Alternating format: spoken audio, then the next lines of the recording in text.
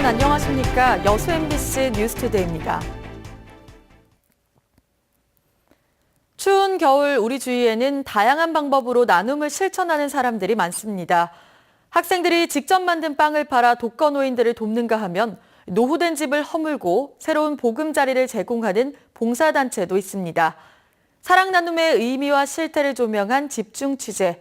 오늘 첫 순서로 김종태 기자가 보도합니다. 10여 명의 여고생들이 능숙한 손놀림으로 빵을 만들고 있습니다.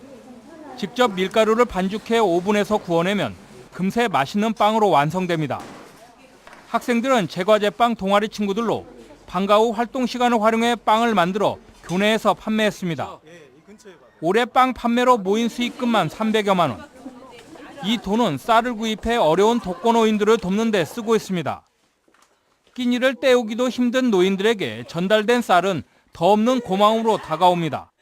친구들과 재미있게 빵을 만들면서 적은 수익이었지만 어려운 이웃을 돕게 되어서 참 보람 있었고 내년에도 이 동아리를 또 들어가서 어려운 이웃을 또 도와주고 싶습니다. 한적한 시골 마을에 깨끗하고 아담한 새 집이 들어섰습니다. 86살 김순심 할머니는 금세라도 허물어져 갈 것 같던 옛집 대신 새로운 보금자리를 얻어 마냥 즐겁습니다. 봉사단체가 십시일반 모은 3천여만 원을 김 할머니를 위한 집 짓기에 선뜻 내놓은 것입니다.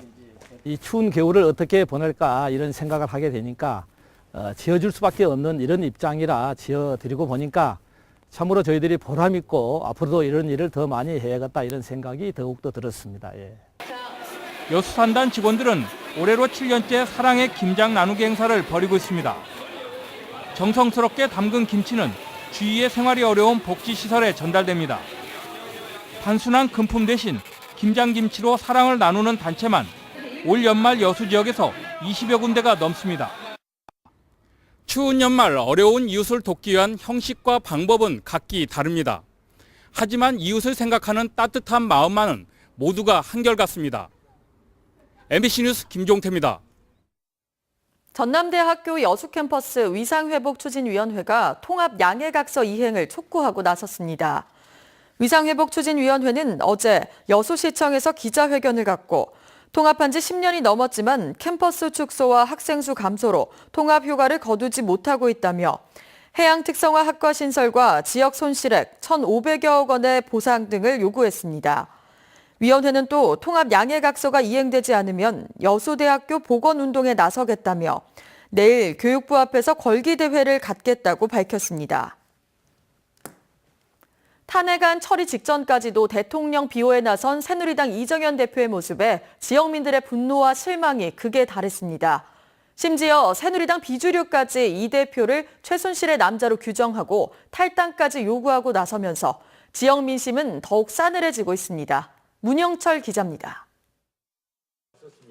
대통령 탄핵안 처리를 불과 몇 시간 앞두고 열린 새누리당 의원총회. 이정현 대표가 막판까지 대통령을 변호하며 탄핵안 저지에 열을 올립니다. 명백한 정말 탄핵 사유가 있는가에 대해서 어떤 민심도 얼마나 많은 숫자의 시위도 헌법과 법률 위에 있을 수 없다고 저는 생각을 합니다. 연신 대통령을 비호하는 발언에 의원들의 반발이 터져나옵니다. 당대표께서 방향을 정한다든지 가이드를 주시면 안 된다고 생각합니다. 저희 한 사람 한 사람 다 고민하는 날이에요. 탄핵안이 추진되면 장을 지지겠다던 이 대표의 지역 사무실 앞에는 장이 담긴 장독대가, 국회에는 냄비와 쌈장이 배달됐고 온라인과 SNS상에는 패러디와 풍자를 통해 약속을 지키라는 요구가 빗발치고 있습니다. 탄핵안이 통과된 후 처음 열린 주말 집회에서 시민들은 이정현 대표의 의원직 사퇴에 더욱 목소리를 높였습니다. 하나도 뉘우치지 않는 그런 모습들에 대해서 분노를 느끼고 있습니다. 특히 순천 시민들은 매우 창피스럽고 새누리당 비주류까지 이 대표를 민심을 배반한 최순실의 남자로 분류하며 탈당을 요구하고 있습니다. 인적 청산의 문제에 대해서 명확하게 시점을 두고 국정교과서 발언과 세월호 보도개입 논란 등으로 끊임없이 구설수에 올랐던 이정현 대표. 국민과의 의리보다 대통령과의 사적인 의리를 택했다는 비판 속에 이제 박 대통령 못지않은 전 국민적 공분의 대상이 되고 있습니다. MBC 뉴스 문형철입니다. 영호남 화합을 위해 마련된 MBC 섬진강 꽃길 마라톤 대회가 내년 3월 5일 개최됩니다. 올해로 9회째를 맡고 있는 이번 대회는 광양시 섬진교 둔치 등 매화마을 인근에서 풀코스와 하프코스 등 4개 코스로 나눠 진행되며 저희 여수 MBC 홈페이지를 통해 내년 2월 16일까지 참가 신청을 할 수 있습니다. 국민대통합위원회와 전라남도, 경상남도 등이 후원하는 섬진강 꽃길 마라톤 대회는 해마다 8,000명 이상이 참가해 남해안권의 대표 마라톤 대회로 자리 잡아가고 있습니다. 조선업 침체로 실직자와 퇴직자가 급증하면서 맞춤형 일자리 창출 등 각종 대책이 나오고 있습니다. 하지만 부실한 준비로 조선업 실직자와 퇴직자들에게 별다른 도움은 되지 못하고 있습니다. 김양훈 기자가 취재했습니다. 조선업 구조조정으로 실직자 수가 급증하고 있습니다. 각종 일자리 창출 사업이 추진된 지 5개월이 지났지만 별다른 효과가 없습니다. 목포시가 국비 70억여 원을 지원받아 추진하고 있는 프로그램은 모두 7개. 하지만 대부분 사업이 조선업 실직자와 퇴직자들에게 실질적인 도움이 되지 않고 일부 프로그램은 사업 참여 신청자가 한 명도 없습니다. 설문조사가 처형 안 되면 그쪽 어떤 노동조합 관련이라든가 그쪽 대상자들한테 어떤 게 필요하고 뭐가 필요하느냐 이런 부분들을 먼저 조사해야 되는 거 아니겠어요? 충분한 사전 검토 없이 사업을 추진했기 때문입니다. 아까 그 2개 프로그램은 거의 지금 그 모집하기 어렵다 보니까 그걸 한번 검토를 해가지고요 고용 노동부하고 상의하려합니다. 3년째 추진되고 있는 목포 도시재생사업. 100억 원이 넘는 예산이 투입됐지만 아직 눈에 띄는 성과를 찾기 힘듭니다. 일부 사업은 찬반 의견이 엇갈리는 등 주민 의견이 제대로 반영되지 않고 있다는 지적도 나왔습니다. 지난 3년이라는 세월이 흘렀음에도 불구하고 지금껏 지역 주민들에게 피부에 와닿는 사업이 전혀 이루어지지 않고 있다고 하는 볼멘 소리가 많이 나오고 있습니다. 첫날 목포시의회 시정질문에서는 스쳐가는 도시로 전락하고 있는 목포시의 관광정책 변화가 시급하다는 주장도 제기됐습니다. 박홍렬 목포시장은 500에서 1000실 규모의 리조트 건설을 위해 2개 업체와 접촉을 하고 있다며 고화도를 체류형 거점 관광지로 만들 계획이라고 밝혔습니다. MBC 뉴스 김양훈입니다. 올해 1,300만 관광객 돌파를 기념해 여수 지역 관광시설에 대한 할인 이벤트가 펼쳐집니다. 여수시 관광발전협의회는 오는 17일부터 31일까지 여수 시민에 한해 해상 케이블카와 해양 레일바이크, 이사부 크루즈 등 11개 주요 시설을 50% 할인된 가격에 이용할 수 있는 특별 할인 이벤트를 개최합니다. 여수관광발전협의회는 이번 행사가 올해 1,300만 명 관광객 돌파로 시민들이 겪은 교통체증 등 생활 불편에 대한 이해와 감사를 표시하는 것이라고 밝혔습니다. 노후 경유차에 대한 폐차 지원 사업이 도내에서 처음으로 광양 지역에서 시작됩니다.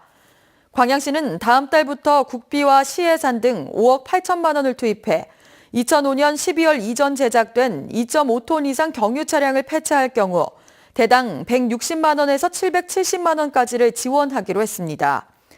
광양시는 이번 사업을 통해 내년 한 해 동안 360대 안팎의 노후 경유 차량의 폐차를 지원한 뒤 시민들의 반응에 따라 확대 여부를 판단할 계획입니다. 광주시의 한 산하기관 기관장이 업무 추진비를 부적절하게 사용해 도마 위에 올랐습니다.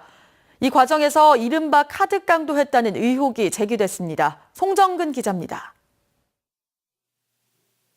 광주교통문화연수원장 이름으로 명절 선물을 보낸 사람들의 명단입니다. 연수원 업무와 전혀 관련이 없는 대학 교수와 언론사 직원 등이 포함돼 있습니다. 선물을 받은 이들은 모두 원장의 지인들로 20여 명에 이릅니다. 해당 부서 예산이 부족해지자 다른 부서의 예산까지 끌어다 썼다는 내부 직원들의 폭로도 나왔습니다. 관련 유관기관이나 그런 데는 갈 수가 있습니다. 분명히 갈 수가 있지만은 그거를 이제 개인적인 용도로 사용했다는 것은 맞지 않다는 내용입니다. 원장이 자신의 지인들에게 보낸 것은 선물뿐만이 아니었습니다. 작년 초부터 1년 4개월가량 지인들에게 화환을 보내기도 했는데 이른바 카드깡까지 해야 했다는 것이 직원들의 주장입니다. 화학 대금이 부족하니까 직원들을 시켜서 다른 아는 업체에서 개인적으로 즉 카드깡을 해서 그 화학 대금을 마련한 걸 알고 있습니다. 이에 대해 연수원장은 연수원 예산으로 지인들에게 명절 선물 등을 보낸 것은 사실이라면서도 선물비와 화환비는 이후 자비로 결제했다고 해명했습니다. 제 이름 보낸 것들에 대해서 제가 비용 부담했겠죠. 일부 연수원장 이름 보낸 것도 제가 비용을 부담한 것들이 있다는 이야기예요. 하지만 취재진이 증빙 서류를 요구하자 시감사가 진행 중이라며 내놓지 않았습니다. 연수원은 절도와 보안을 이유로 최근 사무실에 CCTV를 설치했는데 직원들은 내부 고발자를 찾기 위한 조치로 보인다며 반발하고 있습니다. MBC 뉴스 송정근입니다. 여수시가 내년에 보급할 벼 종자를 해당 면 동사무소를 통해 오는 20일까지 신청받습니다. 이번에 신청받을 보급종은 순도 높은 우량 종자입니다. 이 시각 현재 서울 2.2도로 어제 아침보다도 약 5도가량 높은데요. 다만 호남 지방을 중심으로는 안개주의보가 내려진 가운데 내륙 곳곳에는 안개 낀 지역이 늘고 있습니다. 출근길 안전운전 하셔야겠습니다. 여기에 대기가 정체되면서 공기도 탁해지겠는데요. 오전까지는 중서부 지방을 중심으로 미세먼지 농도가 일시적으로 짙어질 수 있겠습니다. 밤사이에는 동해안 지방에 폭설이 예상됩니다. 늦은 오후부터 비나 눈이 오기 시작해 내일 새벽부터 오후 사이에는 본격적으로 많은 눈이 쏟아질 텐데요. 강원 영동과 경북 북동 지역을 중심으로는 최고 30cm 이상이 오니까요. 비닐하우스 등 시설물을 미리 점검하셔야겠습니다. 출근길 이 시각 현재 기온 보시면 서울 2.2도, 대전 1.6도, 광주 4.9도로 대부분 영상권을 보이고 있고요.